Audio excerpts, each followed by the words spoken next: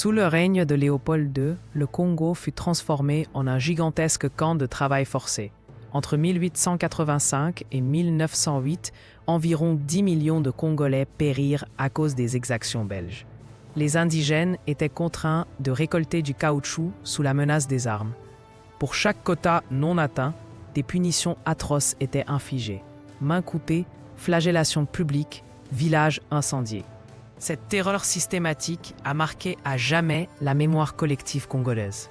Le système éducatif colonial était un outil de domination mentale. Les enfants congolais apprenaient que la Belgique apportait la civilisation à l'Afrique. Les manuels scolaires falsifiaient l'histoire, présentant Léopold II comme un bienfaiteur.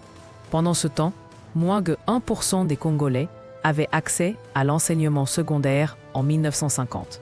Cette éducation unilatérale visait à créer une population soumise, ignorant ses propres droits et cultures ancestrales. La ségrégation raciale était institutionnalisée. À Léopoldville, les Congolais devaient porter une carte d'identité et respecter un couvre-feu. Les hôpitaux, cinémas et restaurants affichaient « interdit aux Noirs ». Même les bancs publics étaient séparés. Les jeunes générations grandissaient dans cette humiliation permanente, voyant les colons vivre dans le luxe, tandis que 90% des Congolais vivaient sous le seuil de pauvreté. Cette injustice quotidienne alimentait une colère sourde. Dans les années 1950, une nouvelle génération éduquée commença à s'organiser. Patrice Lumumba et d'autres leaders dénoncèrent les crimes coloniaux malgré la répression. Les jeunes utilisaient des réseaux clandestins pour diffuser des tracts et des journaux interdits.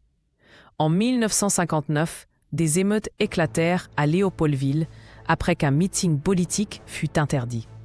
La Belgique répondit par des arrestations massives et des exécutions, mais la révolte ne pouvait plus être stoppée. Aujourd'hui, 75% des Congolais de moins de 25 ans considèrent la Belgique comme responsable de leurs problèmes actuels. Les récits des survivants sont enseignés dans les familles. En 2020, des statues de Léopold II furent vandalisées à Bruxelles par des jeunes Congolais. La Belgique n'a présenté qu'une timide excuse en 2020, sans réparation concrète. Cette mémoire vive explique pourquoi les adolescents congolais voient toujours la Belgique comme un symbole d'oppression plutôt que de partenariat.